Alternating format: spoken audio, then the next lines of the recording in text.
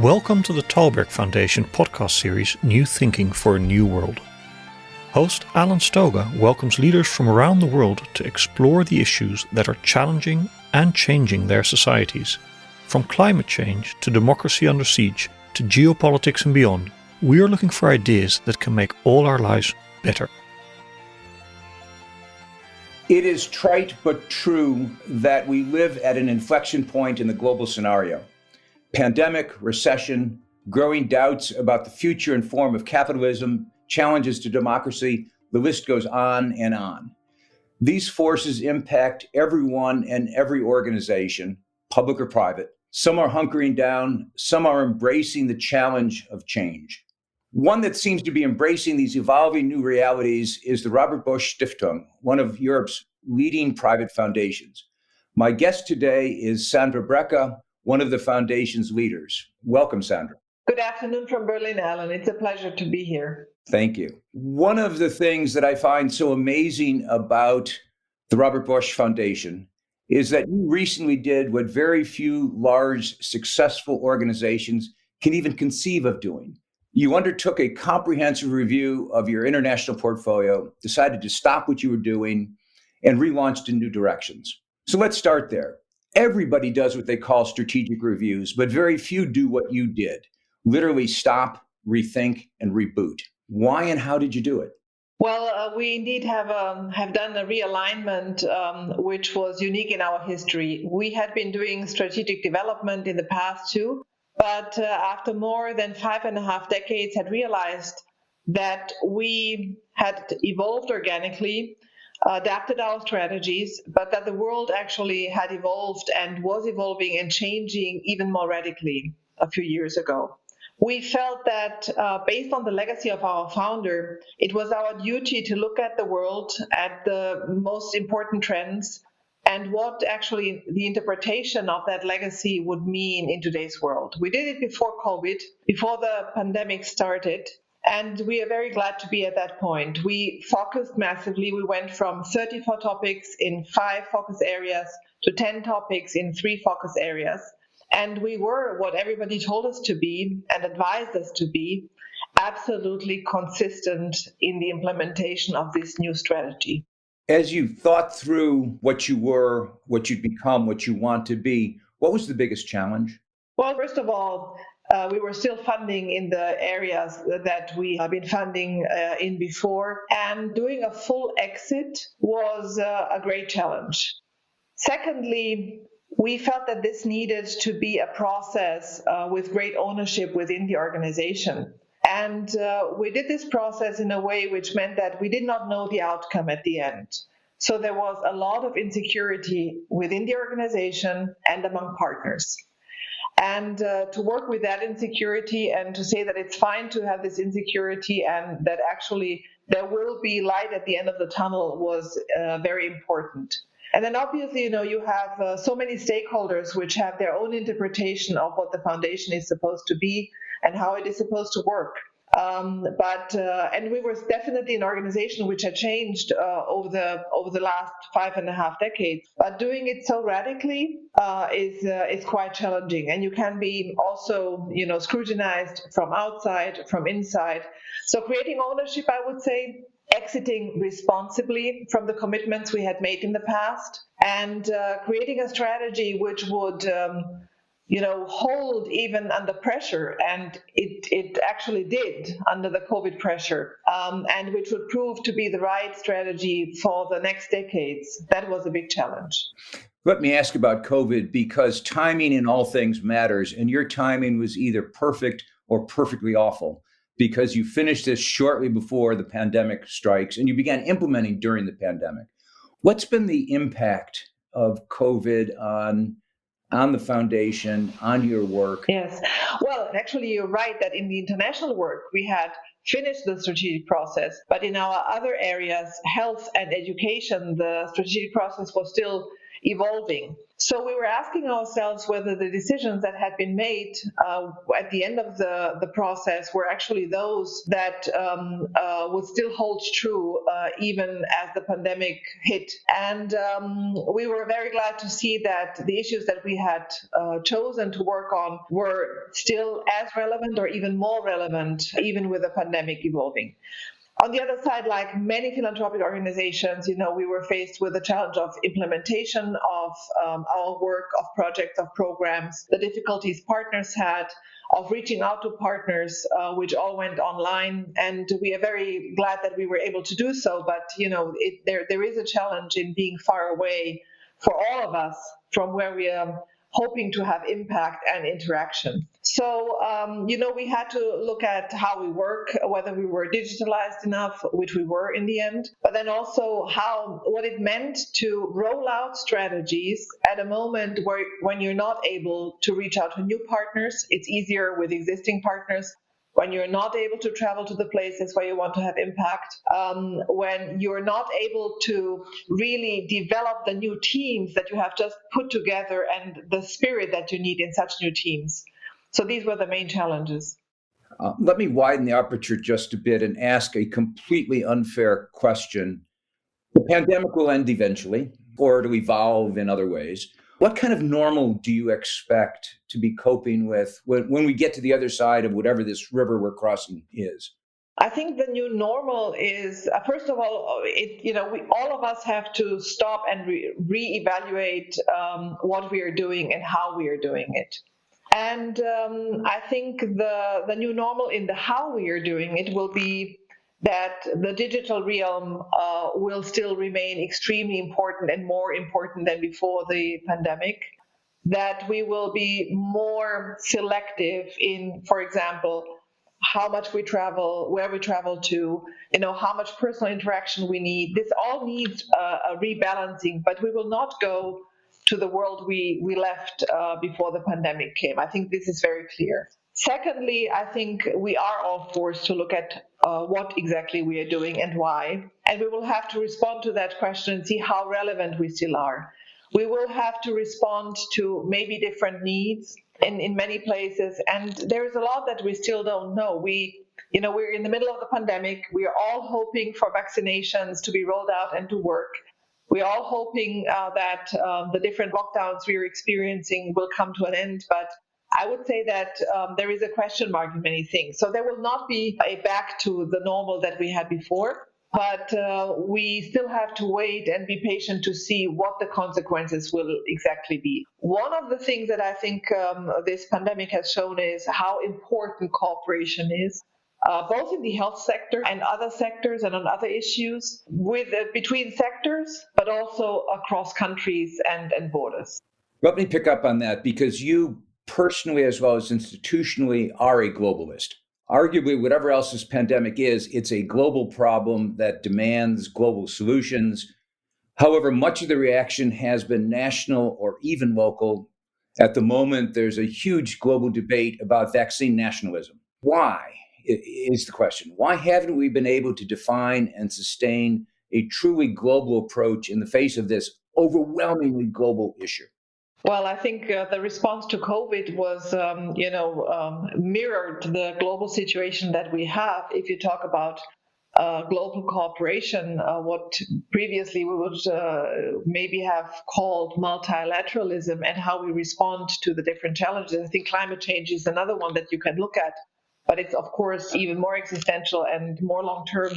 I think it's very symptomatic of the world we live in, where global cooperation is very difficult, and even under the pressure of a pandemic, and the need for such cooperation is difficult. The pandemic, I think, has been unique in that it has affected everybody, and that everybody had information about responses by others and globally, and all citizens were able to compare the response in their own countries with the responses in other countries.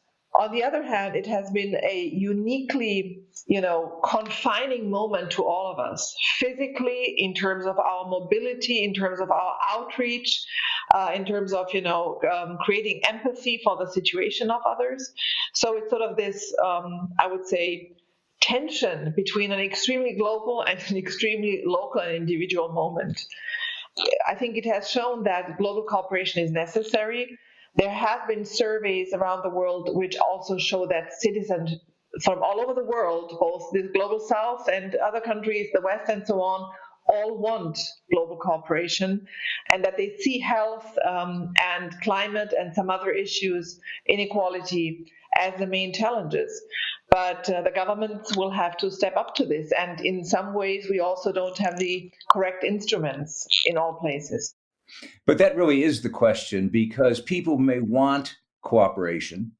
They may see that it is obviously a global problem, yet institutions, governments, regional arrangements have more or less failed more or less everywhere, or at least, if not failed, that may be too strong, have not led in a global fashion, quite the opposite. So the question becomes, and this is the work your institution does, your foundation does, what do we need to do to respond to that demand of people that we work more cooperatively? There are global solutions to global problems, because a year into this, we aren't doing very well. Well, I can start with our founder, Robert Bosch. He stood for international understanding, for international cooperation. At the time, it was a lot about, bilateral relations with other countries, and in particular, Germany's relations with its neighbors. So when we asked ourselves, what does actually international understanding mean today, or what did he mean at the time? And he was, strongly motivated by the objective of creating peace and stability in societies and preserving human dignity. And we asked ourselves, what does it mean today? Today, international understanding and creating peace means finding common solutions to the issues that we are all concerned with and that affect us all. And finding these solutions, despite the fact that we have a very changing and a global order which is in flux. And despite the fact that we have competing political and societal models and systems. And we still, even though you have different powers emerging, others reshaping their roles, we actually will not be able to work on climate change individually. We will not be able to solve issues of inequality individually. We will not combat the pandemic individually, and not even in small multilateral settings. So I think, there is a strong push by citizens, and once this pandemic is over or comes to a situation where it's better managed, I think citizens will want such cooperation in many places, and governments will probably be held accountable more. But we are at a very difficult juncture with how the global order is changing to be able to achieve that. At the virtual Davos meeting in January, Russia's President Putin talked about a dark anti-utopia. And there's a quote I want to read to you. He said, "There is a real danger that we will face a downturn in global development fraught with an all-out fight, attempts to solve contradictions by searching for internal and foreign enemies, and the destruction of basic traditional values." That is about as dark a vision as I've heard anyone put forward recently. I hope he's wrong, but do you think he is? And how do we prove him wrong? Well, I think there is a risk of deterioration. On the other hand, I want to be an optimist, and I do believe that there is a lot of awareness of the risks and dangers. We do have changes in different countries, in relevant countries, in government. We do see that there is a large majority worldwide which stands for global cooperation. There has been a UN survey which proves that, and that it was irrespective of where the survey was done, even though obviously people judge the threats a bit differently depending on where they live. But, we live in very polarized times, both within our societies and between societies and countries. And yet, if we follow that lead and if we subscribe to what he said, there is no use in continuing to work.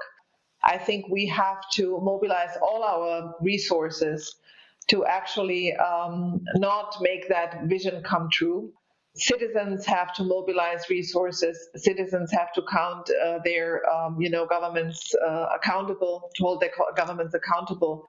And these are issues that have to be solved across sectors. So it's both elected officials and the private sector and civil society and everybody thinking about finding solutions together. It's going to be a difficult period ahead, but I would say that there is still hope that there is more reason and more optimism around to not make that or allow that to happen. What does that mean for global philanthropy? Governments are stretched. Many corporations are struggling to survive. The social safety net, not necessarily in Europe, but in many, many countries, is badly torn. Those are all the consequences of a global recession and a global pandemic. In a world where people want more cooperation and certainly want solutions, what is the role of philanthropy, do you think? How does it change? How does it evolve? Well, first of all, philanthropy has a modest contribution to it all. We always, when we talk about philanthropy, people think of this huge sector, which it is not. If you look at cross-border giving alone, philanthropy comes after remittances, which are the biggest sums in particular of cross-border giving, after development aid, the state development aid, after individual giving, which means not institutionalized giving, and then there is the institutionalized philanthropy and giving. So let us be modest about what philanthropy can achieve. On the other hand, there is very powerful philanthropy. I do think it's stepping up and reevaluating how and what it funds. COVID-19 poses a unique chance and a challenge for philanthropy.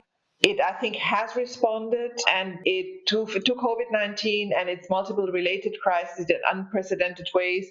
I was at a meeting of the Munich Security Conference where they spoke about a polypandemic. It's not only a health issue, it's obviously much, much broader, and that's how we have to look at it. Foundations were quick to respond to the crisis, both in terms of how they give as well as how much they give. Hundreds of funders joined pledges for more flexible funding, spearheaded by big foundations like the Ford Foundation, or similar pledges in Europe by Daphne and the EFC. We established emergency funds to support grantees, especially smaller nonprofits, and even the European foundation sector, which is probably not as flexible and as innovative as the US one, but last year showed that in a moment of crisis, it can rise to the challenge and implement changes quickly. We also provided more flexible and unrestricted funding. We loosened reporting requirements and simplified processes. And what also gains momentum is some foundations, those who can, increasing spending levels. This is echoed by public calls for foundations to increase their payout rates.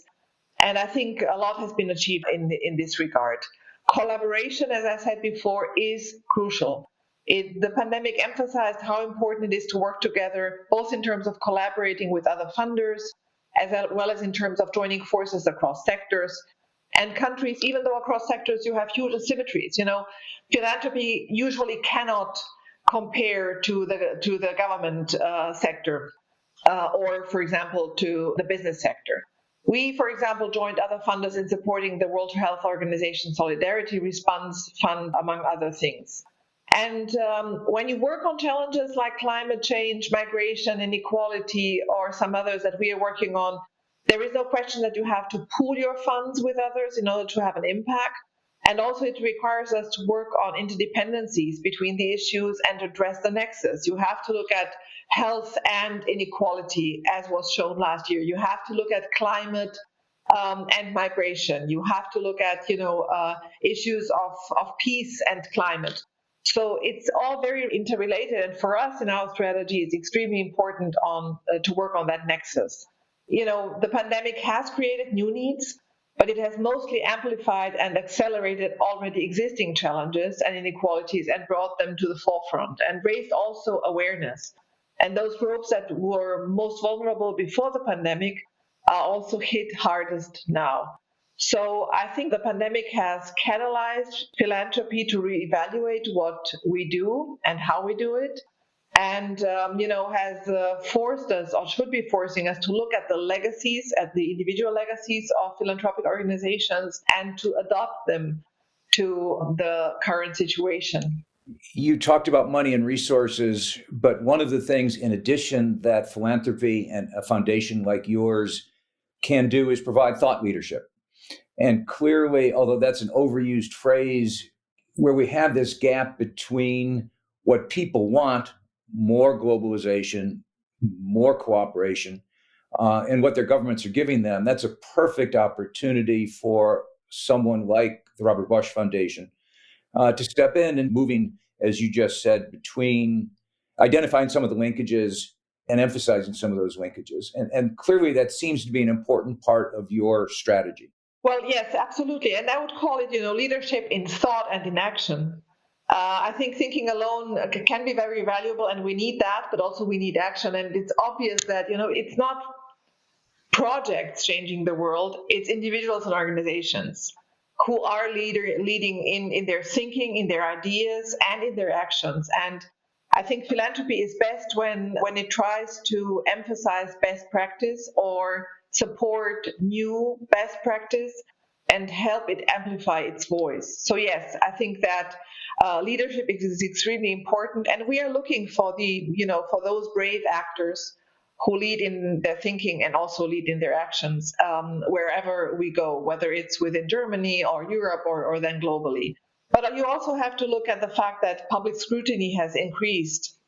We have to be aware of that, and that we have to fulfill the highest standards of transparency, because the legitimacy of philanthropy can always be questioned. These are not elected officials making decisions.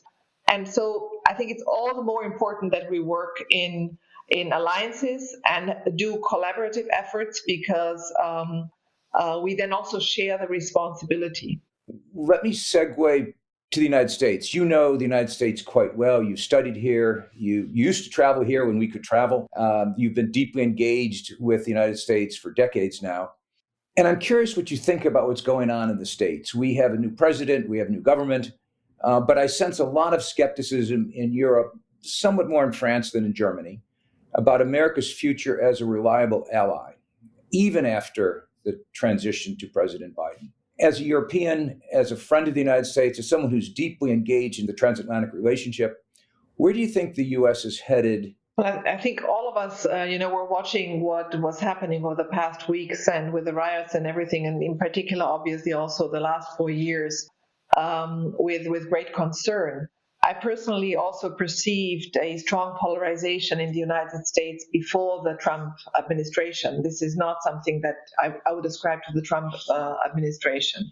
And this is not unique to the United States. We see more and more polarization in many countries. Now, I think there is one big concern, that we cannot pretend that we are going back to what we had 4, 5, or 10 years ago. And I think that is a very realistic view and approach that most Europeans share. There is worry because we need the United States and this value-based leadership, even though I think, to project it as the leader of the world is always dangerous. I think you have to be within an alliance, you have to lead together, you have to create alliances. So unilateral leadership is very difficult to achieve. And the question is really how this polarization will play out on the global scene, and how the alliances, which are very much needed, will be implemented. There is great relief on issues like climate change, on the measures taken to combat the pandemic, on reaching out to old and new allies to create, a joint space, a common space, joint interest. However, I think nobody will rely on the US to go back to what it was. I don't know which time you want to look at. And there is, of course, a worry that in 4 years' time, with the next election, there might be an administration which does take a different approach than the Biden administration suggests it will. And I think this insecurity will remain. And so, rather than just looking at the United States to lead, Europe is asked to bring its house in order and to think about its own leadership and the issues that it is facing with all of the cacophony it has and it faces and the polarization it has within its countries and between the countries. So it's not a back to, whenever we were before, but it's a new era. And it is an era where a lot of interest-based policies will be devised, but where we also cannot afford not to work together on big policy issues. So I think we should be cautiously and very realistically optimistic about what is coming. But I do worry about what is going to happen. I do worry and I question and I ask myself whether there is a big segment of US society and of voters in the United States and citizens who maybe think that this administration is not a legitimate one. That is a very difficult environment to be operating in and to be devising policies in. I think that will lead to a lot of more friction, and we'll see how that plays out. And to push that a step further, what are the consequences for Europe of what you've just said? Obviously, you have Brexit, you have East-West, North-South tensions, you have new leadership coming in Germany, you've got an election coming in France, you've got the US, as you just pointed out, bouncing from one to another, to who knows where in the future. How do you build a more coherent Europe in that context?